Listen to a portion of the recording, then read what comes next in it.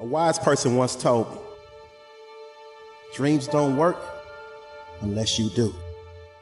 We try so hard in our lives to fit in. We try to fit into certain groups, certain frats, certain sororities, among certain friends, yet the people we idolize most are the ones that stand out.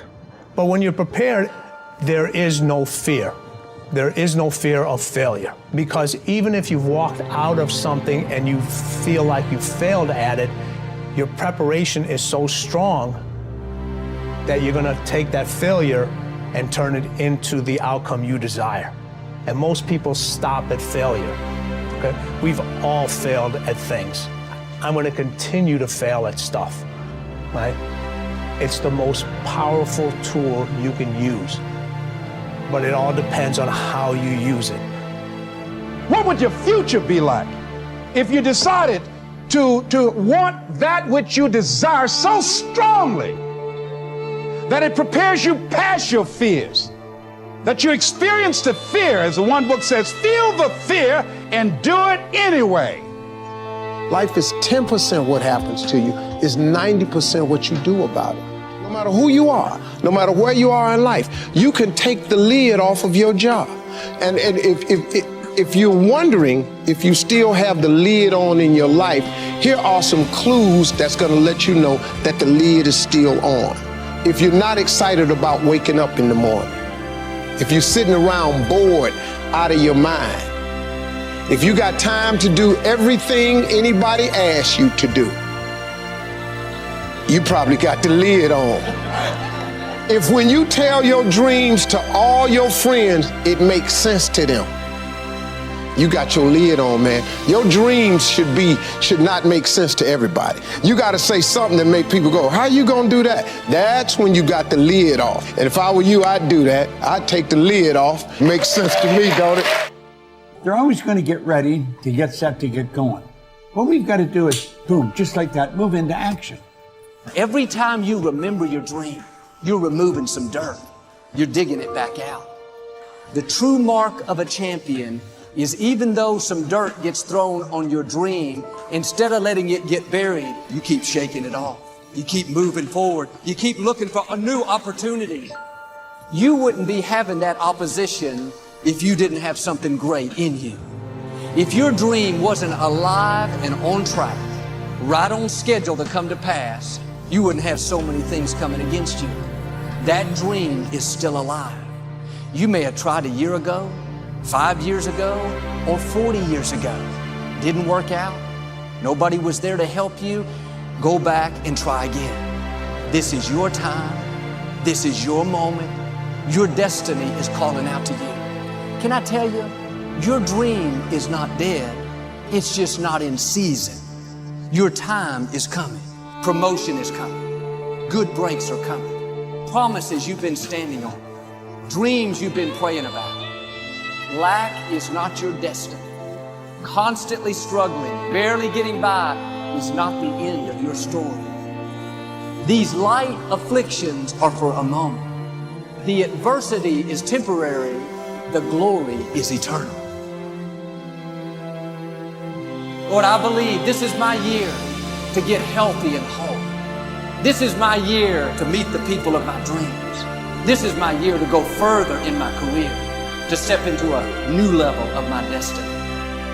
This is my year to accomplish dreams, to break free from this depression. This is my year to meet the right people. This is my year to get healthy and whole. This is your year to see double. This is your year for vindication, for restoration, for new beginnings. Now get your mind going in the right direction.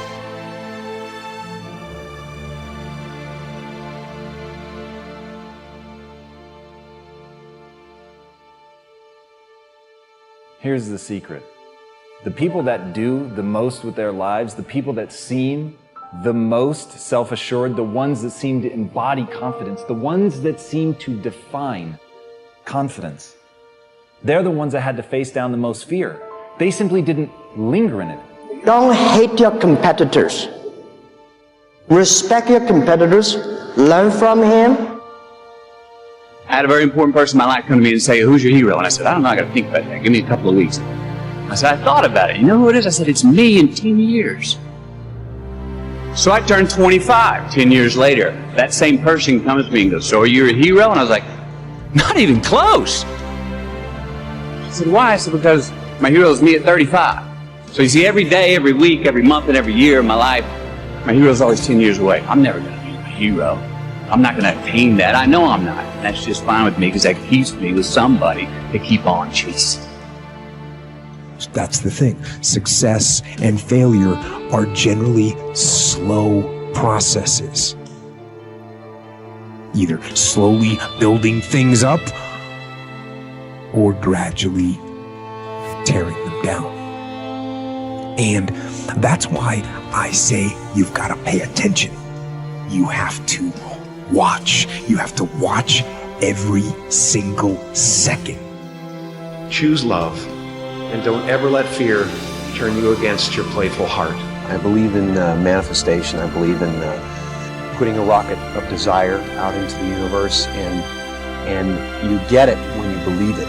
You get it when you believe you have it, and that's the key. We want to get really sensitized, acutely sensitized, sensory acuity, to whether what we're doing is working or not. And by the way, sensory acuity is really the measure of a person's intelligence. What I mean by that is, how do we measure intelligence? Intelligence is a measure of the number and quality of distinctions you have in a given situation. You can handle this, you just haven't figured it out yet. It's all right, this is your training period. This is the tuition you have to pay for what you don't know. You can do this, other people have done it. It doesn't take an Einstein. Get you some people that can teach you some stuff that you don't know. Get you some people that have done it successfully and learn from them. Take some seminars, workshops, read some books on how to manage a business. Change the way you see yourself and begin to tend to the personal details. Understand that nobody's going to take care of your business better than you.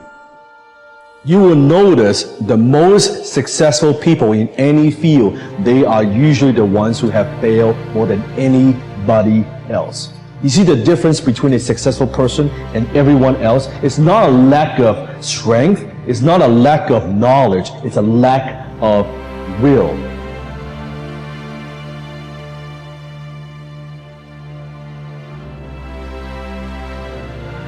You must experience what this life is totally, isn't it? Before you go, you must experience this. If you do experience that, then such questions will never arise in your mind, because that's not the way existence is.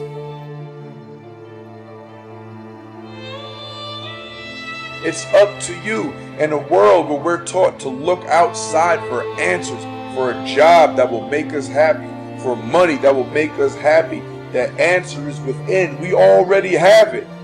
We already have the answer, but will we unleash it? Will we give it? Will we own it? Will we truly reinvent ourselves to become the people that we're capable of becoming?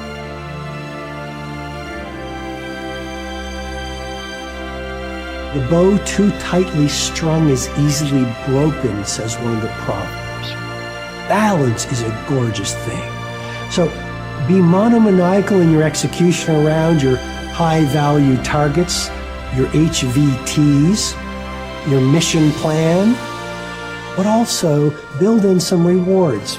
And that's going to send a gorgeous message to your conscious and your subconscious mind that, hey, this daily practice of execution around my deliverables is a beautiful thing.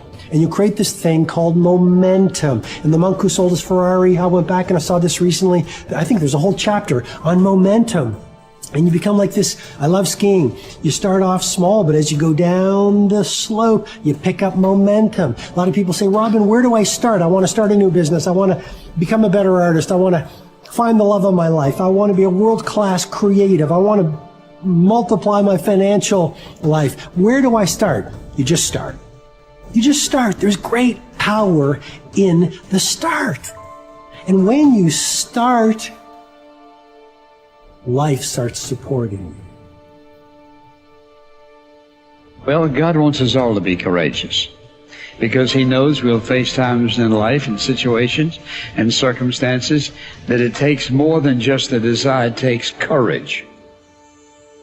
Many people operate on the basis of fear, on the basis of what other people think, We as believers should operate on the basis of courage. Courage to say no when we ought to say no. Courage to say yes when we should say yes. So what kind of courage do you have? Is yours sort of floating between depending on the situation? Or do you know the difference between right and wrong for your life? And you've made up your mind.